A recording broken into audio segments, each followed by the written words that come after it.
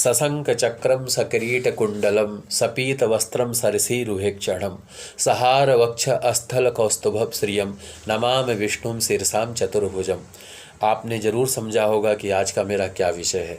जी हाँ, आज मैं आपको शंख के बारे में बताने जा रहा हूँ। जी हाँ, शंख को रखने से क्या क्या आपको लाभ की प्राप्ति हो सकती है, शंख को बजाने से किस किस लाभ की प्राप्ति हो सकती है, इसके बारे में आज मैं आपको जानकारी प्रदान करूँगा।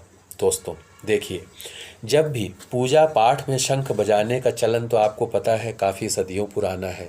जब से सृष्टि बनी है तब से जो है शंख का प्रचलन है, ये हम सभी को पता है। और शंख को कई लोग पूजा घर में रखते हैं और कई लोग जो है मतलब अपने जो है कहने का मतलब ये जो है तिजोरी में भी रखते हैं शंख को।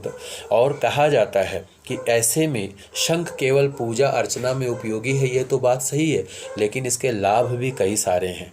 जी हाँ, इसके लाभ इतने सारे हैं दोस्तों।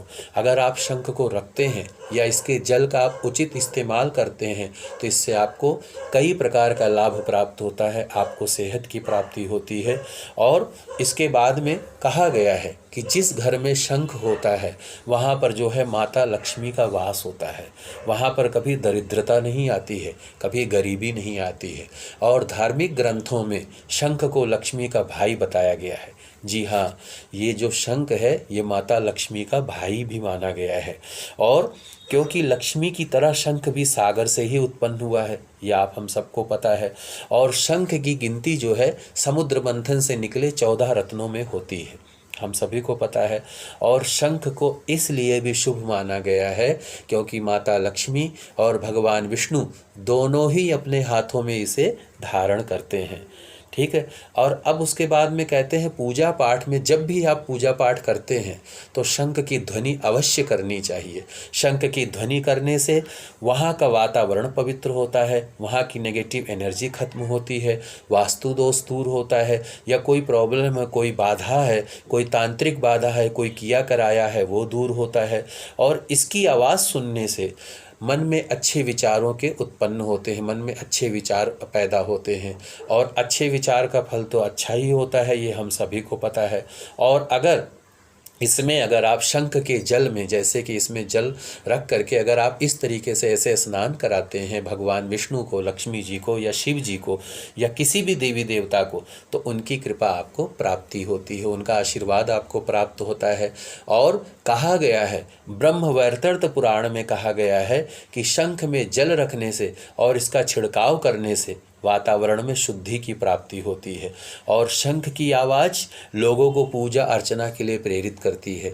यानी कि आप चाहते हैं कि सभी धार्मिक हो, सभी अच्छे कामों में लगें और सभी सत्कर्मों में लगें, तो शंख की ध्वनि जहाँ तक जाएगी उनको भी ये प्रेरणा मिलेगी कि हमें भी जो है पूजा पाठ करना चाहिए, हमें भी सत्कर्मों की ओर अग्रसर होना चाहिए।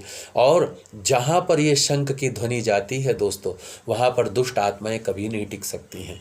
भूत प्रेत चुड़ैल या कोई तांत्रिक बाधा या कोई किया कराया वहाँ पे नहीं टिक सकता है दोस्तों, वहाँ से दूर चला जाता है।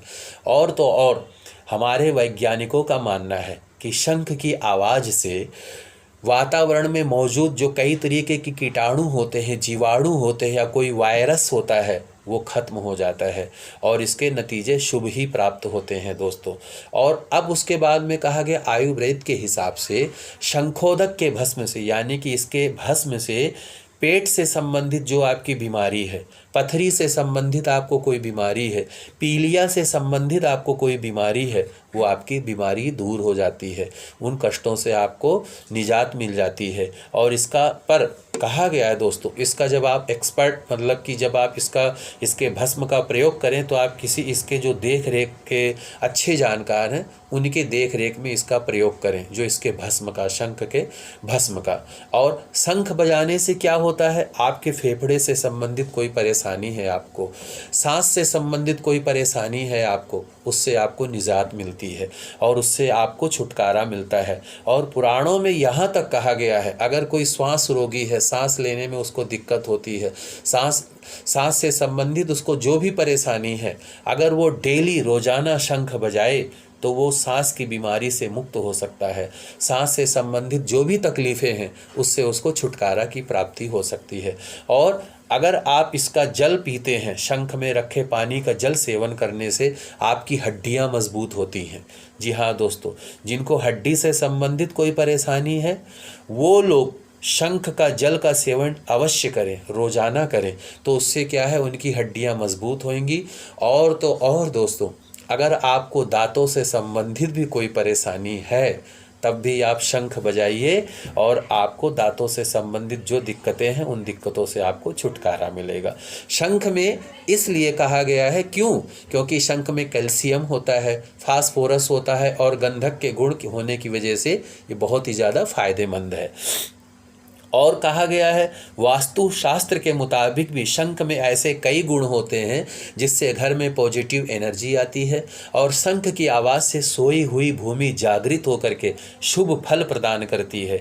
यानी कि आप घर में रह रहे हैं पर आपको कुछ ना कुछ प्रॉब्लम होती है, वास्तु से संबंधित कुछ दिक्कतें हो रही हैं, तो अगर आप शंख की ध्वनि करते हैं तो जो है सोई हुई जो है, मतलब कि जो विचार है, मतलब कि सोई हुई जो दिव्य शक्तियाँ हैं, वो दिव्य शक्तियाँ जो है जागृत होती हैं, आपको अपना आशीर्वाद प्रदान करती हैं। तो इसी के साथ एक बार और शंख की ध्वनि हो जाए।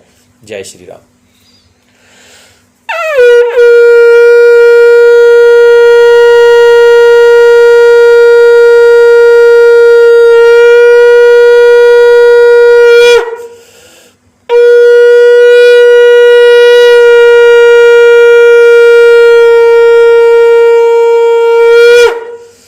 इसी के साथ मुझे लग रहा है कि शायद शंख से संबंधित आपको कुछ ना कुछ जो भी जानकारी मैंने आपको प्रदान किया है, इससे आप अवश्य लाभ प्राप्त करेंगे और इसका और भी लोगों को लाभ प्राप्ति कराने में आप सहयोग करेंगे। जी हाँ दोस्तों, आपको भगवान ने जो कुछ भी दिया है वो आप सेवा के तौर पर सभी के लिए प्रयोग कीजिए।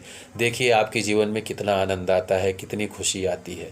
देखिए मेरे जीवन में मेरे पास जो भी है वो सब कुछ मैं आप सबको वितरित करना चाहता हूँ, आप सबको बांटना चाहता हूँ। फिर भी अगर मेरे कहने अनुसार मेरे से कोई गलती होती हो मेरे कहने में या मेरे आचरण में या मेरे व्यवहार में, तो उसके लिए आप ज़रूर मुझे सूचित कीजिए, मैं उसमें कुछ ना कुछ सुधार करूँगा।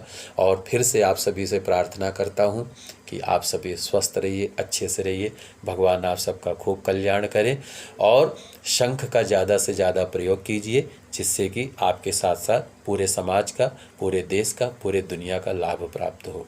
जय श्री राम। ओम नमः शिवाय।